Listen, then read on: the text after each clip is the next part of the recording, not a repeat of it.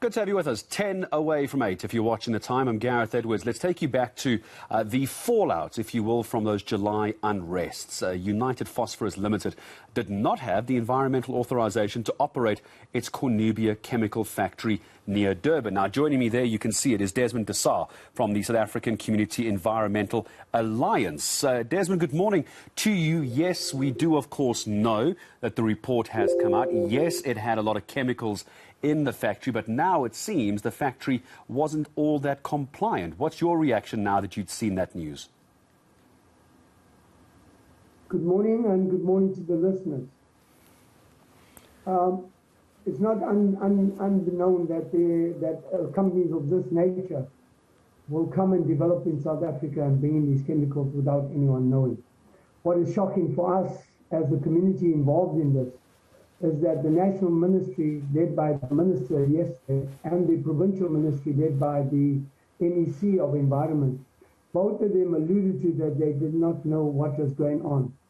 How is that happening in South Africa, where government has access to the port of control where these chemicals are being brought in? How is it that our government doesn't know what is going on, and that these facilities can practically overnight come up and be developed and no one knows about it? So do you think this was a failure on behalf of the Environmental Affairs Minister? Well, certainly from not knowing, it's clear that these things are going unannounced, and that the ministry hasn't got its hand on the issue confronting the country. So certainly it is a failure. I think what's more critical, they didn't even know how much of the volumes of these chemicals were burnt, had been burnt in and spread into the atmosphere and into the rivers and into the ocean, but more importantly into people's lungs and respiratory organs. It's not even to speak of the marine damage that's been caused as well. Mr. D'Sa, are you able to give us a sense of the kind of damage and the scale of the pollutants that we're dealing with, or is it just impossible to know right now? Well, it's 1,500 chemicals. The minister didn't want to put her head on the block yesterday when we asked her about when are we getting the results.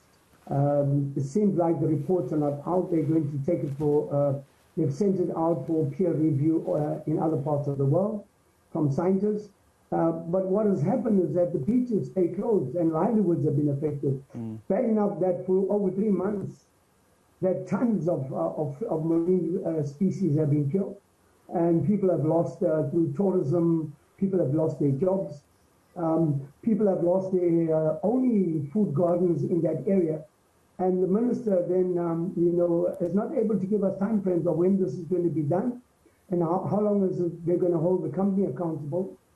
But more critically, the minister has also alluded to the fact that civil society and poor people like the Blackburn informal settlements and the fisher folks, subsistence fisher folks, must find lawyers to launch a civil society, a civil suit in the courts of law. Now, we all know justice in South Africa is one-sided, and the majority of poor people end up being in prison because there is no legal fraternity that can support it. So it means that poor people now have to go take on a giant like UPL, who has come into their communities and destroyed their environment and their food, and now get lawyers to launch a class suit. That in itself has made it, that was the message yesterday, and we were shocked and astounded with that message, because government is for the people.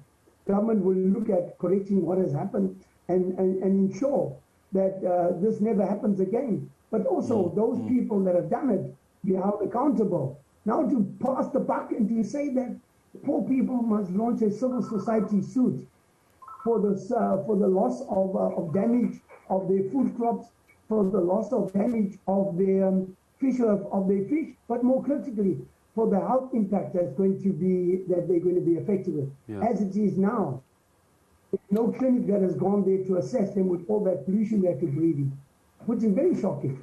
And we have said that to the minister. Whilst we welcome the intervention, we want them to be serious about this and take action, but also to provide all the clinics, all the ambulances, and all the highly qualified expertise of doctors and nurses that can go to the area and assess the damage that these chemicals have done on poor people. Mr. D'Sa, what I'm going to do, you've raised a very good point. As I say, thank you for your time this morning. We're going to see if I can't follow up, we can't follow up with a legal expert on how the assistance can be given to those communities in the area. Thank you for raising that very important topic as well. As I say, thank you very much indeed to Mr. Desmond D'Sa from the South Durban Community Environmental Alliance.